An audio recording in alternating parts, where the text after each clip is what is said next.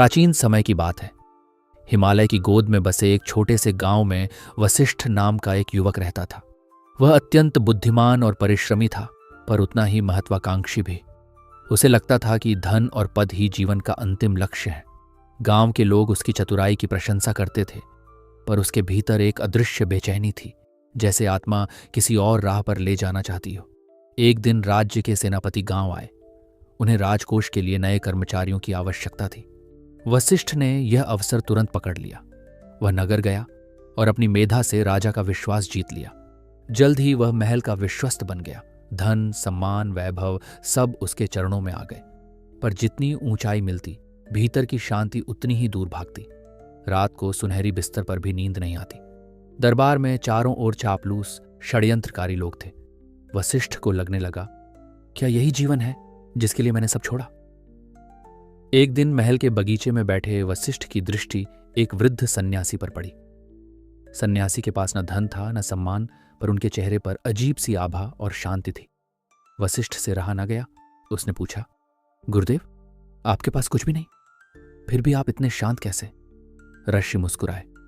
बेटा, जिसने पाने की चाह छोड़ दी, उसके भीतर खोने का डर भी नहीं रहता। यही त्याग की शक्ति है। वशिष्ठ हंस पड़ा। त्याग से भूख नहीं मिटती, सम्मान नहीं मिलता। ऋषि गंभीर हो गए। भूख रोटी से मिटती है, पर आत्मा की भूख त्याग से। जब तक तुम अपने भीतर का लोभ नहीं छोड़ोगे, तुम्हें सुकून नहीं मिलेगा।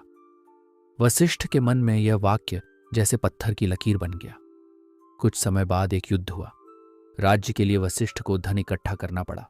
उसने कर वसूलने में कठोरता दिखाई, इवन गांव के गरीबों से भी। संयोग से उसके अपने गांव में अकाल पड़ा था। उसकी मां और बहन भी भूखी थीं, पर आदेश था कि किसी को कर माफी नहीं मिलेगी। जब उसने अपनी बूढ़ी मां की आंखों में आंसू देखे, उसका हृदय कांप उठा। उसने पहली बार महसूस किया कि पद और धन ने उसे अपने ही प्रियजनों से दूर कर दिया है। वशिष्ठ ने उसी क्षण निश्चय कर लिया।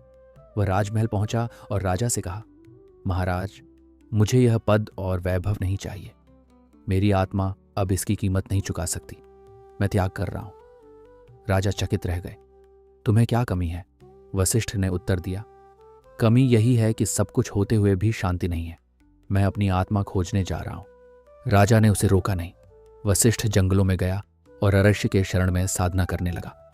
पहले पहल बहुत कठिनाई हुई, भूख, ठंड, अकेलापन, पर धीरे धीरे उसका मन निर्मल होने लगा। उसने जाना कि त्याग केवल वस्तुओं का नहीं, बल्कि अहंकार, लोभ और आसक्ति का होता है। वर्षों की तपस्या के बाद वशिष्ठ के भीतर गहन शांति उतर आई। लोग दूर दूर से उसका मार्गदर्शन लेने आने लगे। उसने कभी धन नहीं लिया, केवल ज्ञान बांटा। एक दिन वहीं राजा जंगल में शिकार करने आए। उन्होंने वशिष्ठ को पहचान लिया और पूछा, तुम्हें कुछ चाहिए? वशिष्ठ मुस्कुराए, महाराज, जब मुझे सब कुछ चाहिए था तब भी मैं खाली था। अब कुछ नहीं चाहिए, पर मैं पूर्ण हूं। राजा की आंखें खुल गईं। उन्होंने समझा कि सच्ची समृद्धि भोग से नहीं, त्याग से आती है। त्याग का अर्थ केवल वस्तु छोड़ना नहीं, बल्कि आसक्ति त्यागना है। जब हम मैं और मेरा छोड़ते हैं, तभी आत्मा जागती है। धन और पद से शरीर सुखी हो सकता है, पर आत्मा नहीं। त्याग से खोया हुआ नहीं जाता, बल्कि भीतर का खजाना मिलता है। इस प्रकार वशिष्ठ की कथा हमें सिखाती है कि जीवन का सच्चा सुख पाने में नहीं, छोड़ने में है।